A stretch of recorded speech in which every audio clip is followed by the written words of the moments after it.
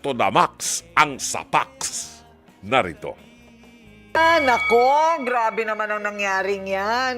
O eto na, ang palaging inaagawan daw ng pasahero, ang nagrereklamo, Jayden, humarap ka na.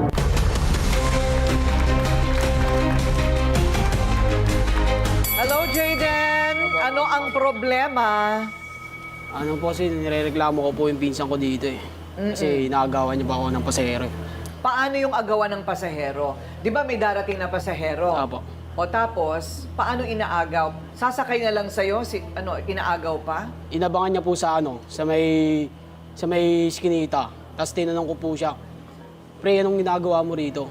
Wala, may naano lang ako rito, may naabangan lang ako. Nakita ko sa kanto, sakay niya na yung pasahero ko. Paano mo alam na pasahero mo yun? Araw-araw sa'yo sumasakay? Opo. 2 years ko na pong pasahero yun. 2 years mo Opo, ng pasahero. Pero hindi ko maintindihan. Kasi, Ryle, pakita nga natin yung pilahan ng tricycle. Meron tayo ditong ebidensya. Yan po ang tinatawag nating mesa ng ebidensya. Eto, ayan. Yan ang itsura ng pilahan ng tricycle. Kung makikita po ninyo, pila. Ang pagkakaintindi ko dito, Jayden, Yes, ma'am. kailangan pag may dumating na pasahero, doon muna siya sa una. Tama Opo, ba? tama po. Pag dumating yung pasahero mo dito sa likod, anong gagawin nyo? Doon kayo sa unahan. Yung ba yun? Paano?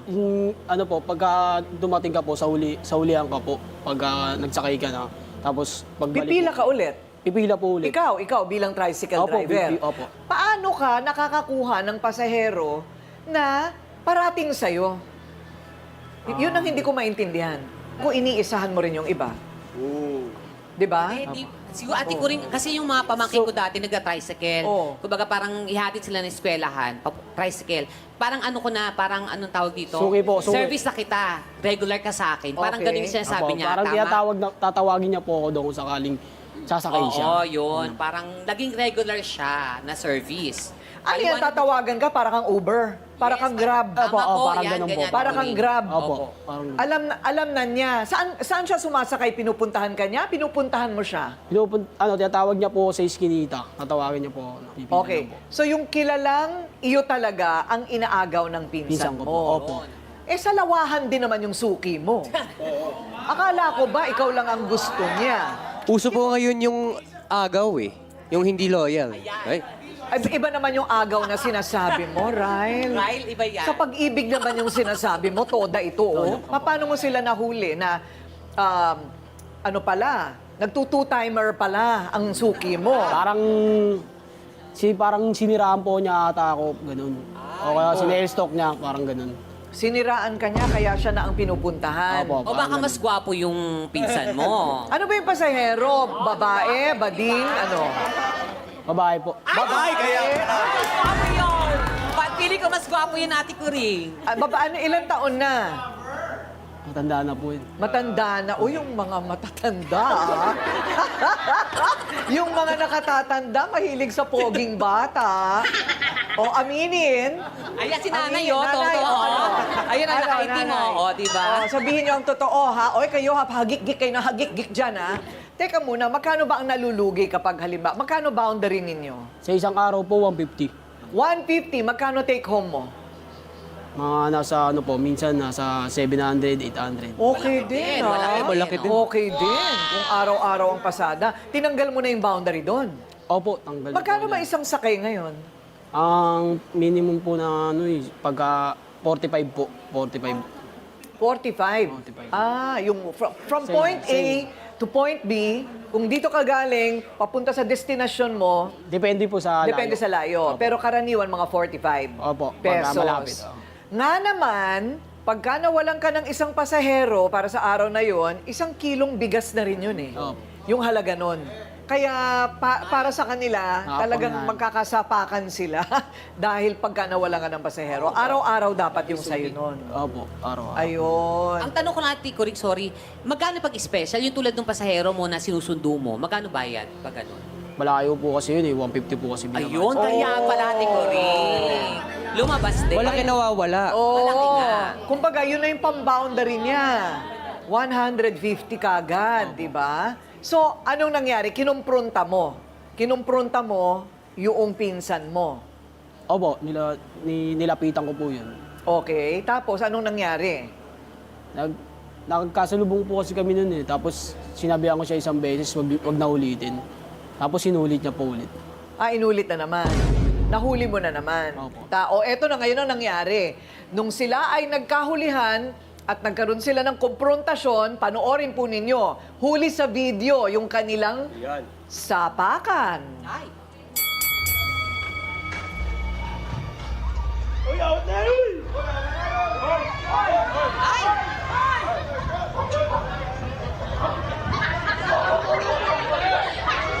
Ayun! Alam nyo, ang pagkaalam ko dyan, dalawa talaga ang panig parate, di ba? Ayon sa kay Jayden, talagang sinulot ng pinsan niya ang kanyang pinagkakakitaan na malaking bagay din sa araw-araw. Pinag-aaralan ko ito kanina pa eh. Saan ba yung eskinita kung saan naghihintay kayo doon sa pasahero? Eto ba o dito? Sa tawid po. Sa tawid? Tawid po yan. Tatawid ka. Opo, Tatawid ka. Tapos doon mo siya hihintayin. Opo, doon po sa- Kadalasan, pag wala kang sakay, hinihintay mo na siya. Opo. Nagkataon nung araw na yon, may sakay kang May sakay iba, po akong iba. pero anong gagawin nga naman ng pasahero mo? Hihintayin ka pa?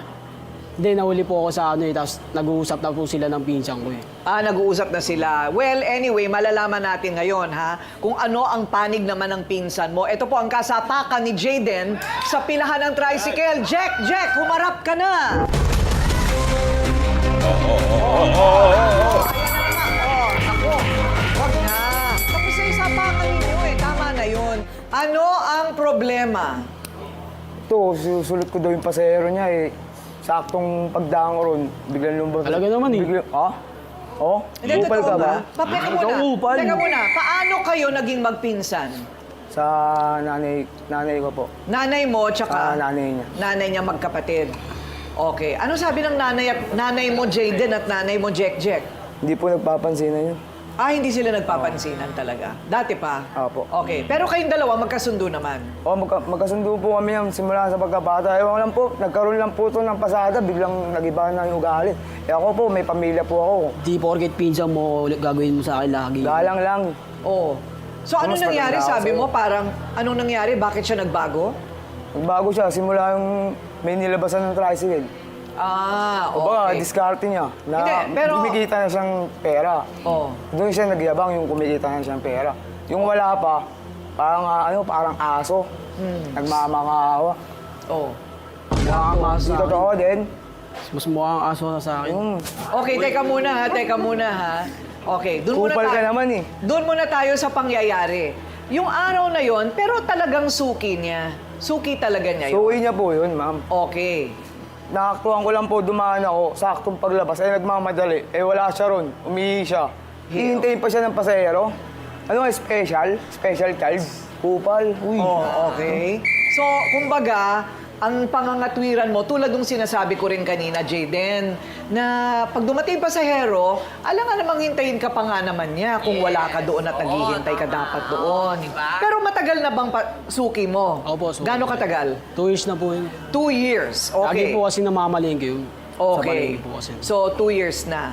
Pero alam mo, Jack, malaking bagay yung 150, ah. Alam mo yon, right? Alam ko Alam po mo yun. yon. Doon sa pila, hindi ba ang unang pupuntahan dapat ay yung nasa unahan? Oh, yes po, ma'am. Bakit ikaw ang natauna sumalo? Hindi po, nakapagsakay po ako noon. Kumbaga, yung pasahero, papunta pa lang doon sa pilan. pilan. Ako sa pilan, kasi malayo po yun, kanto po yun, di ba? Iskinita po namin, mga ganun. Paglakad ng pasahero, sakto dumaan po, tinawag po ako. Nandun po yung motor niya, pero wala siya ron. Okay. Kaya nagmamadali po yung pasahero, dahil nga po, papasok. Mamadali, umihi lang ako saglit. Kaya hintay ka pa ng pasahero. Ano nga, Kengkoy? Oo, nga naman. Bakit ka naman hihintayin? Pero isang beses lang yun. Naulit ba? Hindi naman po naulit yun. Isang beses ko lang po ginawa yun. Isang beses lang? Simula nga po yun, di na po ko nagpapasinan nito. Simula yung ninunin niya ako sa may tawid. Okay, sabi mo naulit. Hindi naman pala daw naulit. Hindi, sumama po kasi yung loob sa kanya eh. Kaya, Oo. Dahil doon. Nako, Dahil doon. Pero isang beses lang kasi nangyari Opo, yun. isang beses lang. Okay. May iba ka pa bang iniinda maliban doon? Maliban sa pangyayaring yun, nagkakainita na ba kayo? Hindi Wala naman. naman po kasi simula po kasi sa pagkabata, ma'am. Magkasama po kami yan. Yung simula yung nagkaroon na ako ng pamilya, may diskarte na rin siya. Kumbaga parang lumaki ulo na ito eh. Nagkaroon na siyang diskarte, may pera na siya eh. Oh. Yung simula nung walang diskarte, parang kakain ko lang. O sige ito, hanggat meron. Pero yung nagkaroon ng diskarte, wala na, kupal na. So, magkano ang kinikita mo sa isang araw? Boundary mo, 150 din. 150 rin po. Pero minsan lang po, 300 kasi medyo matumal pagdating ng linggo. Okay na rin yun. Mapapakain mo na yung mga... Hindi, di bali na po ako, tulog ko na lang, bukas na lang ulit. Ah, ganun ba? Oh. Basta mapadala ko lang sa anak ko.